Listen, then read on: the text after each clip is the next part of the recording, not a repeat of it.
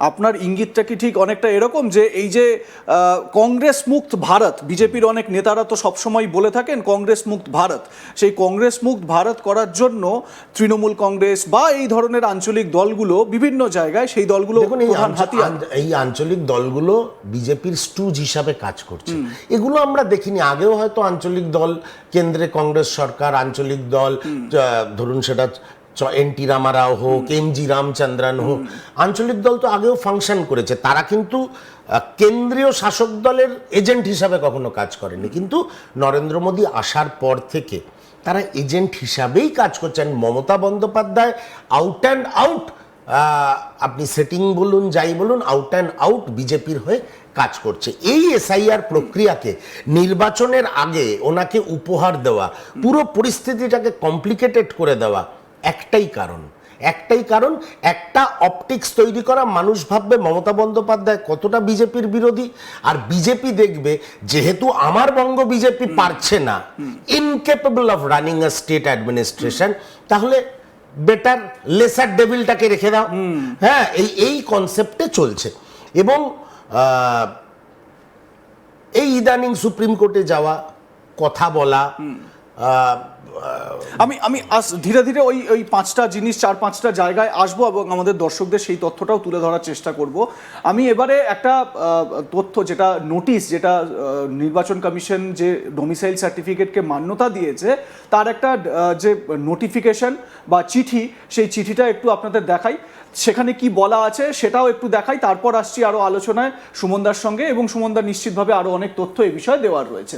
দেখুন, এখানে এই যে বলা হয়েছে, I am directed to refer to your letter, এটা আমরা বাংলায় তর্জমা করেছি। এখানে বলা হচ্ছে, আমাকে নির্দেশ দেওয়া হচ্ছে যে 1950 সালের জনপ্রতিনিধিত্ব আইনের অধীনে ইআরও, এইআরওর উপযুক্ত সংবিধিবদ্ধ কর্তৃপক্ষ হিসেবে কেবলমাত্র সেই ধরনের স্থায়ী বাসিন্দা শংসাপত্র গ্রহণ করা হবে যা জেলাশাসক, অতিরিক্ত জেলাশাসক, মহকুমা শাসক, কলকাতার ক্ষেত্রে কালেক্টর কর্তৃক জারি করা হয়েছে, এবং কঠোরভাবে পশ্চিমবঙ্গ সরকার কর্তৃক 2/11/1999 তারিখের চিঠি এবং তার অধীনে জারি করা পরবর্তী আদেশ অনুসারে জারি করা হয়েছে। মানে ডেটটা হচ্ছে গিয়ে 2রা নভেম্বর 1999। সেই তারিখের বেসিসে যে ডোমিসাইল সার্টিফিকেটগুলো জারি করা হয়েছে, মহকুমা শাসক, ডিস্ট্রিক্ট ম্যাজিস্ট্রেট বা জেলা শাসক, অতিরিক্ত জেলা শাসক, তাদের দ্বারা সেইগুলোকেই গ্রহণ করা হবে। এবারে সুমনদা, এটা কিন্তু সব ক্ষেত্রে গ্রহণ করা হবে না। কোন কোন ক্ষেত্রে, আরও একটা চিঠি আমাদের হাতে আছে যেটা কমিশনের তরফ থেকে নির্দেশ দেওয়া হয়েছে, সেই হোম ডিপার্টমেন্টের একটা চিঠি, সেটা একটু আপনাদের দেখাই, যেটা এই হচ্ছে গিয়ে সেই পয়েন্টারগুলো যেগুলো উল্লেখ করা হয়েছে। কোন কোন ক্ষেত্রে, দেখুন এখানে পরিষ্কার এখানে উল্লেখ করা আছে যে কোন কোন ক্ষেত্রে এই কাদেরকে এই সার্টিফিকেট দেওয়া যাবে।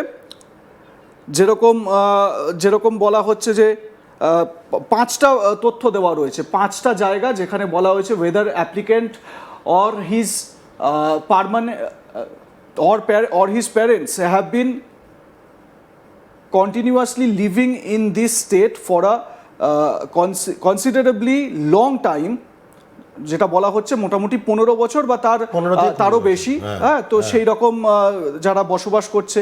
তারপর বলা হচ্ছে whether the applicant or his parents possess any immovable property in West Bengal, মানে স্থাবর সম্পত্তি রয়েছে, মানে বাড়ি রয়েছে বা জমি রয়েছে, এরকম স্থাবর সম্পত্তি রয়েছে। আরও এরকম পরপর 5খানা পয়েন্ট দেওয়া রয়েছে। এইবারে আমি ঠিক এই জায়গা থেকেই সুমনবাবুর কাছে আসবো। সুমনবাবু, এই যে 5টা পয়েন্ট তো বলা হলো, এবং এখানে বলা হচ্ছে কোন পারপাসে, যে অবাঙালি কোনো যদি ডিফেন্সে বা প্যারামিলিটারি ফোর্সে যোগদানকারী কোনো ব্যক্তি হন, তাদের ক্ষেত্রে নাকি এইটা প্রযোজ্য। এইবারে এই মান্যতা যে ডোমিসাইল সার্টিফিকেটকে দেওয়া হলো, তার ভেতরে যে এত তথ্য রয়েছে, প্রথম কথা সাধারণ মানুষ এত কিছু জানেন না। তৃণমূল কংগ্রেসের তরফ থেকে অলরেডি প্রচার শুরু হয়ে গেছে যে আমাদের দলনেত্রী মমতা বন্দ্যোপাধ্যায় সুপ্রিম কোর্টে গিয়ে বলেছেন, তারপরই নির্বাচন কমিশন এটাকে মান্যতা দিল। এইবারে মানে এটা তো একটা হচ্ছে কি ন্যারেটিভ তৈরি করা প্রথম, আর দ্বিতীয়ত হচ্ছে এর নেপথ্যে কি এই মানে আমরা দেখতে পাই যে ব্যাকডেটেড বার্থ সার্টিফিকেট ইস্যু হয়ে যাচ্ছে, ব্যাকডেটেড অ্যাডমিট কার্ড ইস্যু হয়ে যাচ্ছে। তাহলে এই ডোমিসাইল সার্টিফিকেট ইস্যু হওয়া কি খুব কঠিন কিছু কাজ পশ্চিমবঙ্গে? স্বপন, এখানে আমি একটু বিট কনফিউজড, কারণ সুপ্রিম কোর্ট মান্যতা দিল ঠিক আছে, কিন্তু মান্যতা কবে অবধি ইস্যু করা ডমিসাইল সার্টিফিকেটকে মান্যতা দিল? সেটা তো 99 সালের নভেম্বর মাস অবধি মান্যতা দিল। তাহলে মমতা বন্দ্যোপাধ্যায় সুপ্রিম কোর্টে গিয়ে দাঁড়িয়ে এজলাসে দাঁড়িয়ে কিছু বলাতে সেটা মান্যতা দিল, এবং সেখানে মমতা বন্দ্যোপাধ্যায়ের ক্রেডিটটা কোথায় আমি ঠিক এটা বুঝতে পারছি না। ওনারা গুলিয়ে দেওয়ার চেষ্টা করছেন, এবং যেই ডেডলাইনটা সুপ্রিম কোর্ট দিয়েছে, if I am not wrong, সেক্ষেত্রে মমতা বন্দ্যোপাধ্যায় কি চেষ্টা করবেন, ওই যেটা তুমি ব্যাকডেটের কথা বললে, নিজের অ্যাডমিনিস্ট্রেশনকে ইউজ করে ব্যাকডেটে ইস্যু করিয়ে তাদের নিজের ভোট ব্যাংকে কনভার্ট করার চেষ্টা করবেন ইললিগালি। এই জায়গাতে আমাদের আপত্তি, এই জায়গাতে আমাদের আপত্তি যে এই ধরনের যে ফ্লফুল প্রক্রিয়া, যেটা মমতা বন্দ্যোপাধ্যায়ের সরকার দলের তদবিরে অ্যাডমিনিস্ট্রেশনকে দিয়ে করাবে, যেমন district magistrate, additional district magistrate, SDO ইত্যাদি ইত্যাদি অফিসারদের ব্যবহার করবেন, এটা একটা parallel vote bank Mamata Bandyopadhyay use করবেন এই আইনের সহায়তা নিয়ে। এটার বিরুদ্ধে it is not a Democratic process, it is not a Democratic process. এবং যারাই ডমিসাইল সার্টিফিকেট মমতা বন্দ্যোপাধ্যায়ের দল এবং প্রশাসনের সহযোগিতায় পাবেন, সেটা ব্যাকডেটে হোক বা অলরেডি আগে যারা পেয়েছে, যারা পাবেন, তারা তো প্রথম থেকেই বায়াসড থাকবেন। তার মানে ডেমোক্রেসি পশ্চিমবঙ্গের মাটিতে সবসময় পদদলিত। নরেন্দ্র মোদী ভারতবর্ষ জুড়ে করছেন, মমতা বন্দ্যোপাধ্যায় সারা বাংলা জুড়ে করছেন। আমরা ক্ষমতায় নেই, তাই আমরা মিসইউজ করতে পারছি না। আর মিসইউজ করাটা কোনো ধর্মনিরপেক্ষ, প্রগতিশীল এবং অনেস্ট রাজনৈতিক দলের, দেখো, Trinamool Congress is not a political party, it's a political gang, and she is the captain of that Trinamool Congress. তা সেই গ্যাং যেটা করতে পারে, জাতীয় কংগ্রেসের মতন 150 বছরের পুরনো রাজনৈতিক দল সেটা করতে পারে না। আমাদের হাতে হয়তো সুযোগ থাকলেও আমরা সেটা করতে পারতাম না। But we strongly protest.